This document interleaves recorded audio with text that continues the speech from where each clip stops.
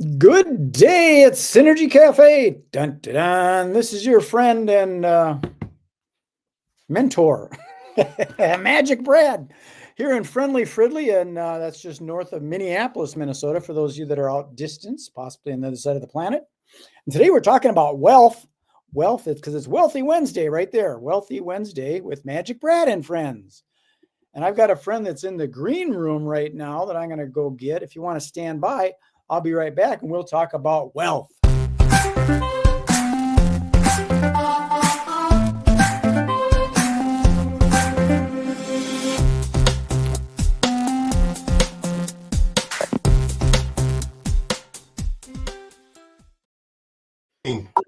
he is. How you doing, buddy? Doing great. Doing great. Great to be here. I love that music that you cue us in on. And yes, you are our mentor and friend. So I'm glad to be here, Brad. Yeah, we didn't get to do last week because I was in California hanging out with a buddy of mine. He's got a store down in the desert and he lives in Temecula and he's got this big house. And we went to the beach and we went go-kart racing. That's expensive, but fun. Wow. So Temecula, the land of wine and hot air ballooning. Yes, that's exactly what's going on. You've been there, I take it. I've been there, originally from Southern California.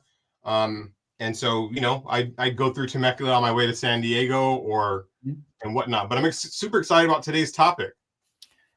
Well, the topic is Wealthy Wednesday, and there's a lot of wealthy people in Temecula. In LA, there's just a wealthy space. But sometimes, I was reading through my little list of things, that wealth isn't always about money.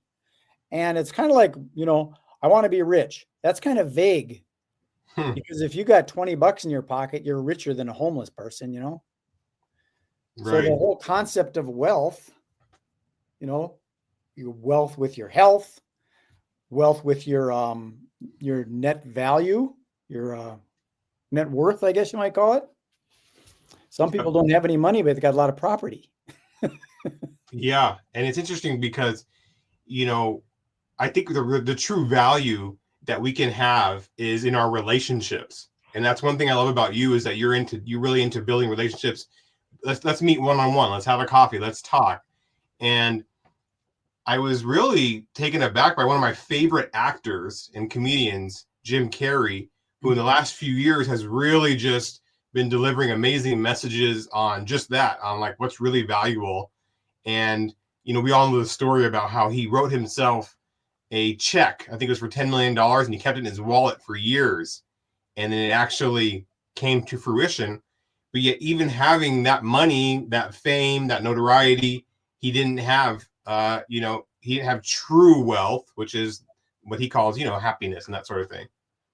Well, he's got a good head on his shoulders, where some people, you win the lottery. So the first thing you do is you go out and buy a new Porsche. Yeah. And paying off your house, there's good debt and bad debt. But if you spend all your money, go to the casinos, don't take wild vacations and all that, you should probably be putting your money away somewhere. Mm-hmm. And then just kind of live off the interest. And your wealth, I think, is in your friendships, because when all that money's gone, you're going to be going over to your friend and going, hey, could you help me out? It's hard, though. It's hard to take the advice of Jim Carrey, because my immediate thought is, well, it's easy for him to say he has so much money, or, it just seems like more money will equal happiness, right? Yeah, but he's somewhat like Keanu Reeves. He's kind of more frugal. He's not getting extravagant with it. And even though it's in a bank somewhere and he's capable of buying $1 million things, he just gets a Starbucks coffee just like everybody else and just kind of chills out. I think it is hard, because here's a quick example. When I moved out to Los Angeles, I got in a bunch of financial trouble here with my business in 1998, and it all collapsed. I shut it all down and I went out to California, and I was basically homeless with nothing. So I would go to the coffee shop and I found a place where I could buy coffee for $1.50, and I'd use their chocolate and put it in there and a little bit of cinnamon and a little bit of sugar. And I'd make my own little gourmet coffee for $1.50, and then the free stuff. And then when I started making money again, I was going to Starbucks for the $6 coffee. So it's easy when you got the money just to spend it. And are you able to, have a good financial sense? Sometimes people don't. I think they should teach that in school. Right. And so today we wanted to talk a little bit about a couple different things, right? So we kind of started off talking about true wealth, which we're in agreement that really comes down to your relationships.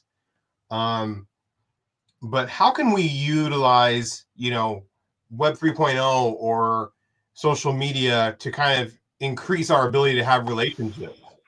Well, I don't think it's all just social media or Web 3.0, but there's things that you can automate so you're not hands-on with it. And the example is within my bank account, I have it automatically taking X amount of dollars and putting it into my savings and X amount of dollars and putting it into my retirement. It does it automatically. And if I had to do it myself, I'd be going, oh, I don't really have time for this. And, I was just thinking about buying groceries, so maybe I shouldn't transfer that. But if it just gets transferred and you utilize that automation that, because of the internet does that thing. And then with the Web 3.0 stuff, where there's the crypto kind of thing, that's going to end up being a thing too. Like, I don't know where that's all going because it is the Web 3.0 kind of thing. But is it going to be where you have a social credit score and it's good to be a kind, friendly, nice person where the powers that be will then give you credits so that you can buy food rather than being a jerk and you get credits taken away from you, if that's the way it goes, the totalitarian kind of thing. I don't know. It's weird. Like we're just talking and your AI phone started talking to you because we're having a conversation. So, yeah, that is interesting. And it happens more often than I'd like. I'll be in a meeting, my phone's on silent, and then someone says something, and all of a sudden my phone starts responding, and quite loudly.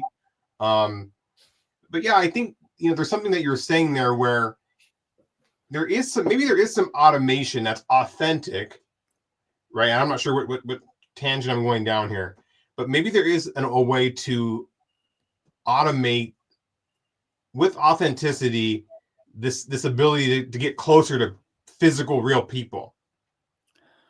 I think there is, and here's an example that I got set up for myself that I'm using automation. And there's a platform called If This Then That that's a middle thing between two other softwares. So I've got it hooked up to the Weather Underground that gives you weather reports. So whether it's cloudy or sunny or the sun rises, the sun sets, it's hooked up to that. So it's automatically triggering and posting something when the sun rises or when the clouds cover the sun and when the clouds move away and got sunny, it automatically does that. And then it posts from a link that I've got on a calendar of events that is chronological and always changing. So that could be letting people know that, hey, there's events coming up, and it'll automatically do that where I don't have to do anything other than fulfill the calendar and keep events on the calendar. Oh, wow. Okay. Do you use make.com for the if then? No, this thing is called IFTTT, If This Then That. Oh, wow. It's a website. Yeah. So app. Oh, wow. Yeah. I want to incorporate that into some things I'm doing, but I think that's really cool. So in a sense, you've automated your ability, your love, your skill of kind of connecting people by promoting events and allowing people to meet in person and build relationships. Yes, I'm using the technology to let everybody know about that. They're all my followers and things on the internet. Now I just have to go to the thing. And oftentimes when I go to AGC events or anything, people say, oh my God, you are so busy. And I'm really not, because I've got these things that are doing the thing for me. All I have to do is show up. And they think, oh, you're posting. Well, I do. I post a couple times a day, but that's because the sun gets covered by clouds and then it gets uncovered by clouds. I'm not doing it. I wanted to follow up and follow through and help you with your events website, and maybe you can give me the ability to post events onto your Twin Cities event website, because I you know, obviously I have a valid excuse. I had a medical procedure last week, but this guy Dan and a few other people, Dan the photographer, shout out, I'll send you this video. They were really into this Google Doc that I was creating and populating with just a bunch of different events that were happening in person in the Twin Cities that were related to networking. Because obviously I can't track all the events, but just events that were related to networking. And so that's an amazing idea, because people were giving me the same thing. These people like Dan, other people like, man, you're going to 2-3 events a day. I said, no, that's just the list. I'm not actually, that's not my calendar. Right. But either way, you're showing up at events and people are like, hey, thanks for telling me about this event. Or they may even forget that you were the one who told them about it, but it's still an automated process for authentic relationships to happen in real life, which is pretty cool. Yeah. And you can do something like, hey, I can't make it to the event because I can't drive because of my wrist, but I can set up my computer, and Ari Reynolds is going to be there doing a live stream, and I'm going to be patched in. So I'll see you virtually. You can do it that way too. Yeah, that's pretty cool. And if you want, you can hook up your iPad and your phone and your laptop and another remote camera, and you can be at 4 events at once.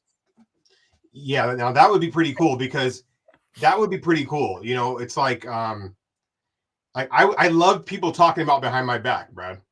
I love it. I mean, and it's on them to what the context is, right? That's on them.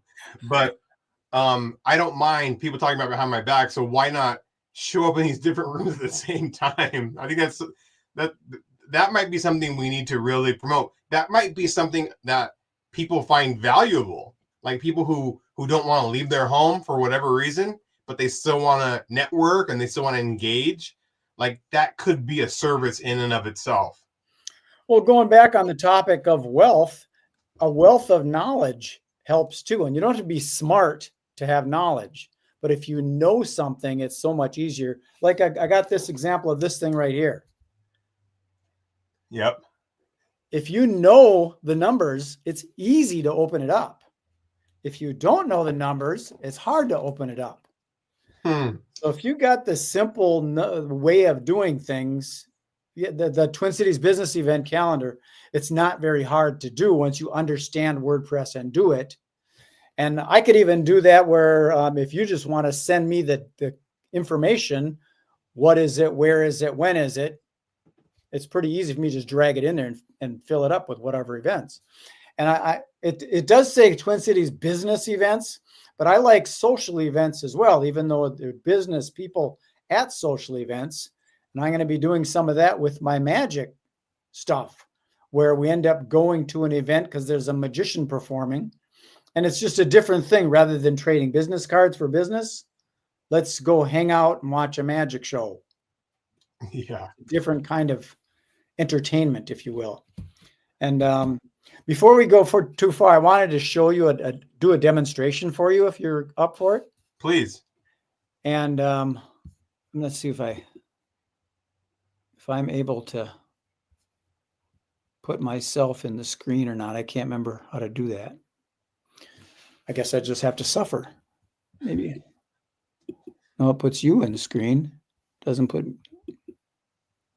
No, it doesn't do it. I'll have to figure that out later. But I was going to tell this story that on my first trip out of the country, I went to Brazil at Rio de Janeiro. And, you know, there's a lot of crime in Rio de Janeiro because of all the tourism, right? Mm-hmm. Well, we were going to the club, the disco. It was called the Help Discotheque. And my friend Dave is also a magician. He was walking down the street. He had his hands in his pockets, holding his money clip. And there was a couple of girls that come walking up and go, cigarette? And we said, no, we don't smoke. And then they kind of give you that little wink and go, sex? And no, none of that. And they started hugging on him. And what they did was they put their arms around him and kind of got behind his back into his pocket. Through his arm, it kind of pulled his hand off the money. And there was 2 girls that were doing this. So one would hug him and pull the hand out of the money. The other one went around and dipped in his pocket. Then they hit a taxi cab and they were gone. So you have to protect your wealth with knowledge. But even us as magicians did not know the moves that they were doing, because after it was done, we went back to the hotel room and got some more money for him. And we're walking along, and these two girls come walking up to me and said, "Cigarette?" And I go, "Get the hell out of here." Because I now had that knowledge of what was going on. And I came up with a solution for it so that I don't get pickpocketed. And I'm going to demonstrate that right now for you. Turn this down a little bit so you can see. What I did is I took these pieces of magazine and I cut them up so that they look like the same size as a dollar bill.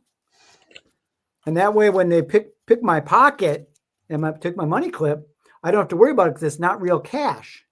Unless I needed cash, I could just go like this, and then I'd have the real money. That's a little magic trick that I learned to play on the pickpockets.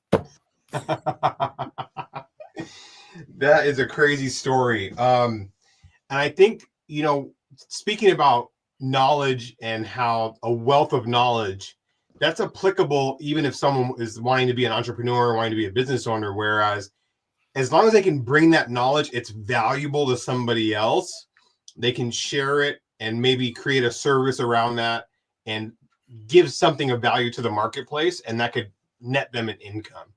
Well, and on your name thing there, your first 24 plan, you've got knowledge in the financial world that other people don't know. And it might be something as simple as skip item 3 because of this. Mm-hmm. It might be something very simple like that, where somebody else would check it and all of a sudden, oh, that happened to me with my mortgage for the first house I bought. I had done something where it was automatically taking money out, and I was sending a check as well. Oh, so it was double doing it. Wow. And just some stuff happened with all that stuff, and I didn't know any better. Wow. And you bring up first 24 plan. This, for those who don't know, this is brand new. This is an idea that's still developing. The actual product is a 25-point checklist for people to do to prepare their end of life planning. And so that's generational wealth that they can pass on. That's protection for surviving friends and family. And one thing that will make it proprietary in the end, and I don't mind sharing, I mean, there's plenty of room in the marketplace for everybody, is in addition to this list of things that you want to get done, whether that's your will, your life insurance, your irrevocable trust, or whatever, what we're adding to that is, and I say we, it's my wife and I now, is her background from the mental health field and her knowledge and certification in the Enneagram personality typing. We're thinking, hey, we should, add to the grief recovery method, which already exists, is well established, morph the grief recovery method with personality typing so that siblings can know more about each other as they prepare to take over the estate of their parent or grandparent or something like that. And so we're thinking, hey, the first 24 hours are critical, right? The first 24 hours after someone passes is critical. And so you want to prepare and plan for that so that the siblings, the surviving family, the spouse has everything they need so that they're not facing added stress during that difficult time. I want to share one thing. There's a gal on YouTube, and she has a long story. I won't bore the viewers with now, but she has these videos on YouTube. She says making money is easy, and you watch her videos. She's going into Goodwills and thrift stores or even flea markets and garage sales. She's buying stuff and she's just selling it on eBay, OfferUp, or Facebook Marketplace. And so her inherent knowledge about this opportunity to get things for less and sell it. It's one of the oldest things in time, right? To sell something for more than you got it for, right? Sure. But it's just, sometimes we have to break it down to the simple. In sales, we say break it down to the ridiculous, for your client or your potential customer. And so sometimes that's kind of the same for building wealth. It's like, let's make it more simple. What do you want out of it? What do you need? And kind of start there. Well, definitely on that, in that somebody that doesn't know how this stuff works, that they might go, oh, I'm just going to spend that dollar. That $1 might have put you into a different percentage rate of something that could affect it significantly. So and someone like yourself that understands that financial element of things, like you'd mentioned the personality type thing. Some people think, oh, that's no big deal. I like my personal self. I've lost 2 sisters, a brother, mother and father, some nephews. People have died, but I don't know what it's going to be like when my brother dies, because there's different things that are happening. And the personalities, like when my sister passed, her 2 sons both fought over her Beanie Babies. They thought that they were valuable, and they separated. They were angry at each other, and they didn't like each other for a while, all because they were fighting over something that had a perceived value that wasn't necessarily a real value. And if you knew the personalities, you might be able to, instead of at each other, maybe they would get along and go, oh, I understand. You're this way because you do that. And yeah, I get it. You do that because you do that. Right. And even more so too, to add to that, because you're so right about that. If they knew about themselves more, that might help them, know how they show up as well too. So for example, I'm an Enneagram 2, right? Now, there's so many different personality types out there. People have their favorites. I'm partial to the Enneagram because my wife is partial to it as well. And shout out to my wife. She got me this shirt. You can't see it, but it's an Aldi shirt. Okay, sure. And shopping with Sean. I know that as an Enneagram 2, there's certain characteristics about myself that show up when I'm what we would say a healthy 2, or maybe more grounded or ready. And then there's another side of me that's going to show up when I'm triggered. And that's interesting about the Enneagram, where it shows you your healthy side, or your triggered side, or your central side, but also how you relate to the other personalities. Totally. And so yeah, it's interesting. I know how to relate to my sibling, but also I know a little bit more about myself and what motivates me and that sort of thing. My wife is working on a thing. It's called the Kolbe assessment. So she's certified with Kolbe, and it's different than the Enneagram and different than the DISC in that, from what I'm understanding, is it's based on action taking. So it's not what motivates you. It's what triggers you to actually do something. To take action. Because that can be a thing like, oh, I'll do it tomorrow. And then someone that's a different personality goes, no, you got to do it now. But it isn't that important. So it can wait till tomorrow, and that person will do it tomorrow because that's the way they do it. And if you started fighting with each other, all of a sudden, I'm not even going to do it tomorrow. You make me so mad. You're always pushing me to do stuff. And then it doesn't get done.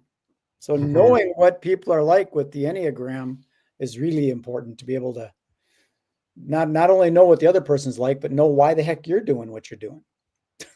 Yeah, I'm getting more into that stuff. And there's a gentleman that I know, Mitch Bliven, who works with the Working Genius model. And it's for people who are working together, maybe on a team or in a workplace. And it helps, from my understanding, it helps them understand how they work when there's a challenge ahead, or how they work when something's kind of hard. And that's really interesting too. The Working Genius assessment, I think, is kind of interesting as well. I'll tag Mitch when I repost this on LinkedIn.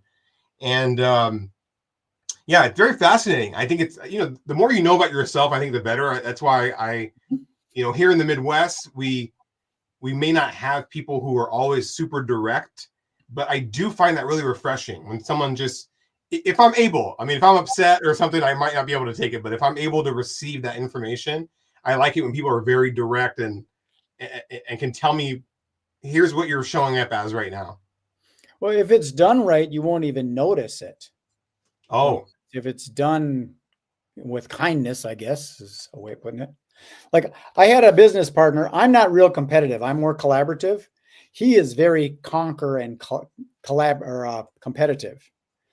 So whenever I wanted to have something happen, I might bring up his old boss that he was very competitive with.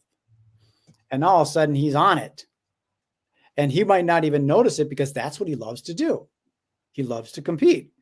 But you just bring it up, all of a sudden they're working at it. Whereas myself, if you challenge me, there better be a big carrot on the end of that stick because I don't care.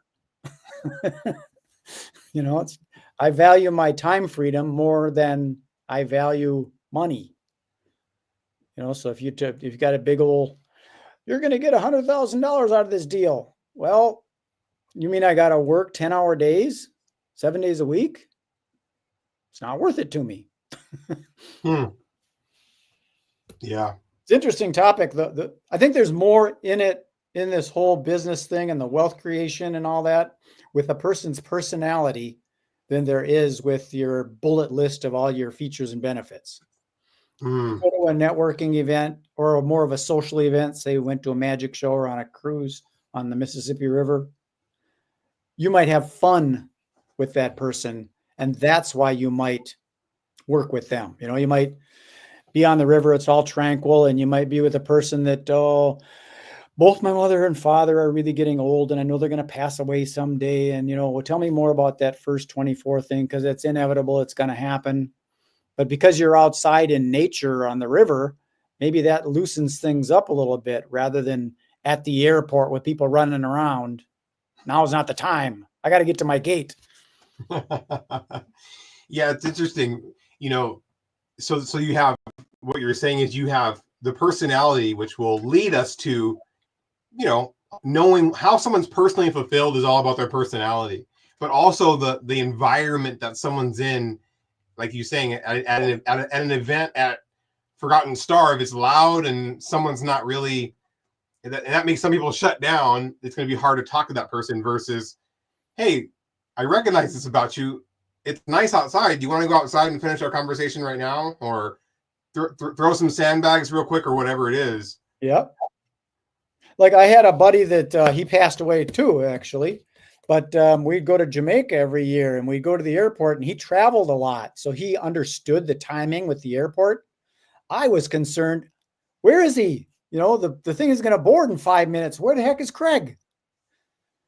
And if I just realized that he knows what he's doing, it's going to be fine.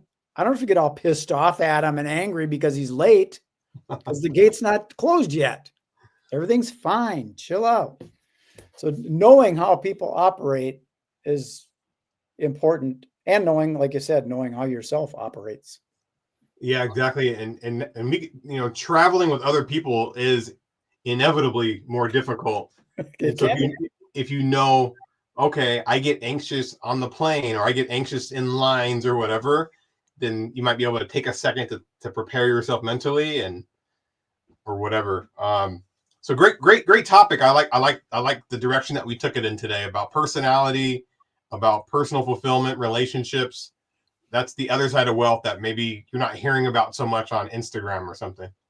Well, again, I think we went a good direction too, because people, when they think about wealth, they think about how much is in your bank account. That's pretty much what their wealth is. But again, like we just talked about, there's a wealth of knowledge and a wealth of compassion. There's a lot of other ways of dealing with wealth. Definitely. So we've gone for 30 minutes almost, Sean. This is, woo. I think we've given him a good chunk. Yeah, and then I will put this into Opus clips and chop it up and see what kind of topics got the juice. And if anybody wants to hear more about Opus clips, reach out to MagicBrad, and he'll let you know how you can utilize it for your content making. Yes. I am still doing the affiliate stuff. It's more on the side. And like I'd mentioned earlier, I'm kind of going more towards the magical stuff. Dun, dun, dun, dun, dun, dun, dun. Okay, Sean, I'll pop you in the green room and go ahead and enjoy some of those digital hors d'oeuvres. We'll talk to you soon. Take care. Well, that was fun. And my friend Sean, hurdle. He jumps, leaps, and bounds over obstacles. Nothing gets in his way. He's even typing with one hand these days. Okay, I'm going to sign this one off. I appreciate you stopping by Synergy Cafe. And don't forget about the Magic Brad Show. That's another live stream I'm doing, but it's specifically more towards magic. The Magic Brad Show. Check it out. Take care. Be well, be kind, be nice. Did I say be nice? I did. Be nice. See ya.